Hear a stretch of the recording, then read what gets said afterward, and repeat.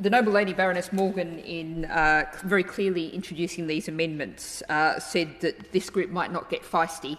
I hope that we can certainly manage to be very civil and calm in tone, but nonetheless there clearly is quite a degree of disagreement to which I'm also going to contribute.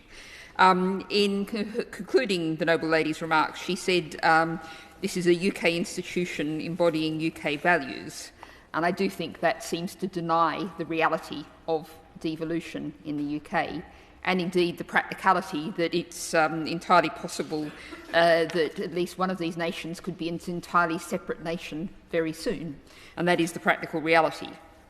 And I think it's... I was really struck again with the similarity with the climate change debate we were having earlier. Sometimes people tell us, well, the scientists will tell us what to do about climate change. And of course, that cannot be true, because how you get to 1.5 degrees involves a huge amount of political choices, the allocation of resources. Similarly with health, how you produce as healthy a society as you can. There are many different routes, many different choices.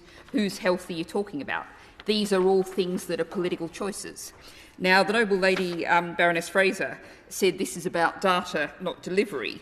But of course we know that very often what's delivered is what's measured. And if you choose to measure different things, then that may be because you're seeking to deliver different things. So what I wanted to... like other speakers, I don't have any particular problem with 17, but 205 and particularly 301. I think if we look at the wording of 301, that the Secretary of State should specify binding data interoperability, that the Scottish, Welsh and Northern Ireland ministers must arrange for the information.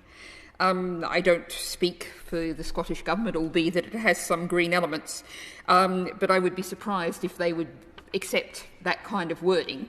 If the Noble Lady was looking to redraft without wishing to redraft on my feet, something like a direction to the Secretary of State to work with the Scottish, Welsh and Northern Ireland ministers to agree would be a definitely preferable sort of wording, I would suspect.